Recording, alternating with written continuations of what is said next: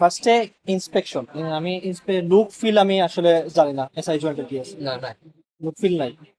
তাহলে ফার্স্ট এদিকে construction just এইটা ওই তুই কোন জায়গায় বেদনা করে দেখাই, যদি দেখায় অন্য বেদনা করে তাইলে তো অন্য প্রবলেম। দেখো কনস্ট্রাকশন হচ্ছে এই যে ভাই এই স্পাইন এইদিকে চাপ দিব আমি, হ্যাঁ দুইটা ভিতরের দিকে চাপ দিবে। দুইটা ভেতর দিকে চাপ দিব, রিট্রাকশন হচ্ছে বাইরের দিকে চাপ দেবে। পেশেন্টের কিন্তু পেইন ফিল করবে এসআই জয়েন্টের দিকে, জিজ্ঞেস করবো যে ব্যথা লাগে, ব্যথা কোন জায়গায় লাগে, পেশেন্টের ফেসের দিকে তাকাবো ব্যথা লাগে কোন জায়গায় লাগে। এরপর হচ্ছে ফেভার্স টেস্ট, এই হাঁটু ভাঁজ করবো এই এই জায়গা আর হচ্ছে এই জায়গা ফেভার্স টেস্ট। তারপর হচ্ছে ওই হাঁটু ভাঁজ করে এটার প্রেশারটা বাইরের দিকে হবে নাকি? হ্যাঁ বাইরের দিকে, বাইরের দিকে এখানে বাইরের দিকে সেম। পেশেন্টের এই এসআই জয়েন্টের পেইন ফিল করে কিনা এটা হচ্ছে কথা। আর তারপর হচ্ছে নি থার্স্ট, এই হাঁটু ভাঁজ করে এই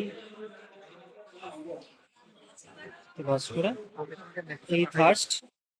আর তারপর হচ্ছে পেশেন্টের গিজলেন্স, এগুলো ওগুলো লাগে না আসলে। গিজলেন্স হচ্ছে কি পেশেন্টের জাস্ট এই পার্টটা বেডের বাইরে এরকম বাইর করে এই যে সরাবে তখন পেইন হয় কিনা।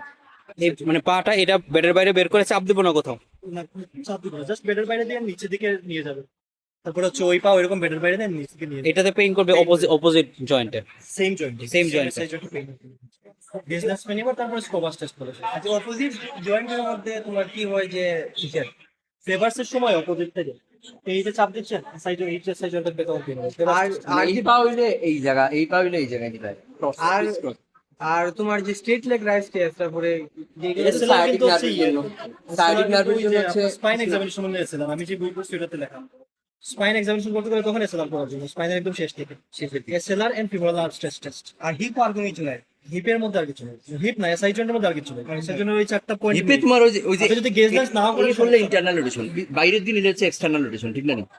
হিপে না, হিপে আমি যে ভুলে গেছি ফার্স্টের দিকে আপনার হিপে এইভাবে কিতা করে দেখে পালবে সময় দেখে কোনো দুঃখ আছে নি, এভাবে কিতা করে দেখে কোনো দুঃখ আছে নি। তারপরে কয় যে ফাও বাঙ্গাল লাগে না, অ্যাডভাইস করুন, অ্যাডভাইস করুন বাবা, অ্যাডভাইস করার লাগে। এটা আমি আর আগে দেখছিলাম, ভুলে গেছি পুরা কিতা দেখতেই কথা। এটা অ্যাডভাইস করে পরে এই যে আপনার যে যেরকম মেবি ভাই এসআই জয়েন্টের মধ্যে পেশেন্ট আগে উল্টা থাকে, উল্টা থাকা অবস্থায় আমি ওই জায়গাটা টেম্পারেচার দেখলাম আর তারপর ওই এসআই পয়েন্ট টেন্ডারনেস দেখলাম। ওই ওই ওই দুইটা যে এটা ইন্টারনাল আর এটা এক্সটার্নাল, আরো কিছু আছে টেস্ট। আপনি হিপ জয়েন্ট লাগবে, হিপ জয়েন্টে কোনো বেরান দেন। আপনি নি জয়েন্ট যদি বলেন SI joint by chance back তো আর আছে, স্পাইন আছে।